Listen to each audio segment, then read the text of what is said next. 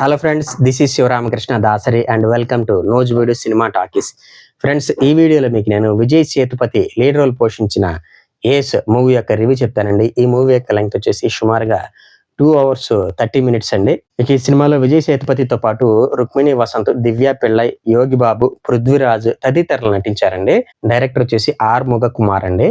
మరి ఈ ఏస్ మూవీ బాగుందా అంటే మాత్రం నాకైతే నచ్చిందండి, బాగుందండి. మరి ముఖ్యంగా సెకండ్ హాఫ్ ఈ సినిమాకి మెయిన్ హైలైట్ అండి. మూవీలో మాత్రం విజయ్ సేతుపతి గారి మెయిన్ హైలైట్ అనమాట. ఆయన యొక్క చరిష్మా ఈ సినిమాలో చాలా బాగా వర్కౌట్ అయిందని చెప్తాను. కథ విషయానికి వస్తే ఈ సినిమాలో హీరో విజయ్ సేతుపతి పేరు వచ్చేసి బోల్ట్ కాశీ అనమాట.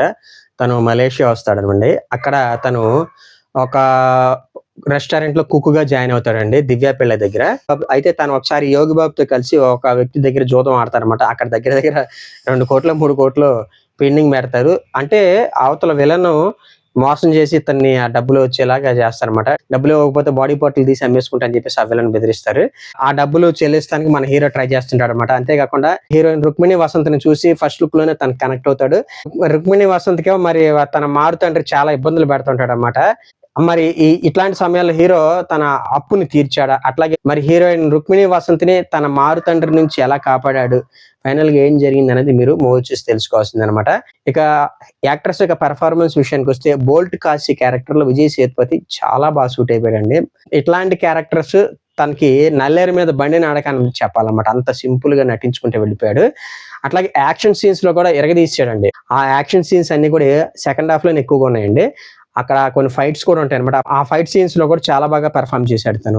ఓవరాల్ గా బోల్ట్ కాశీ క్యారెక్టర్ కి విజయ్ సేతుపతి 100% న్యాయం చేశాడు. హీరోయిన్ రుక్మిణి వసంత్ కూడా చాలా బాగుందండి, అందంగా. తనకి ఎవరు మేకప్ వేసారు కానివ్వండి, చాలా క్యూట్ గా ఉంది. తను కూడా తన క్యారెక్టర్ కి న్యాయం చేసింది. ఇక మరొక సపోర్టింగ్ రోల్లో యోగి బాబు గారు అన్నమాట, కమెడియన్. తన స్టైల్లో కామెడీ పండించారంటే ఆ కామెడీ కూడా బాగా వర్కౌట్ అయింది. ఓకే.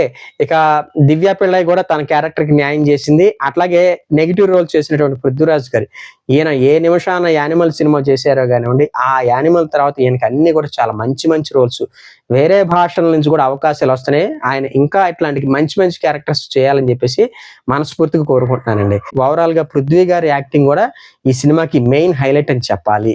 జస్టిన్ ప్రభాకరన్ గారు అందించినటువంటి మ్యూజిక్ ఓకే అని చెప్తానండి. పాటలు అయితే నాకేమంత ఎక్కల. అట్లాగే శ్యామ్ సిఎస్ గారి బ్యాక్గ్రౌండ్ మ్యూజిక్ అయితే మాత్రం సాలిడ్ గా ఉంది. సన్నివేశాలకు తగ్గట్టుగా చాలా మంచి బీజిఎం అందించారు ఆయన.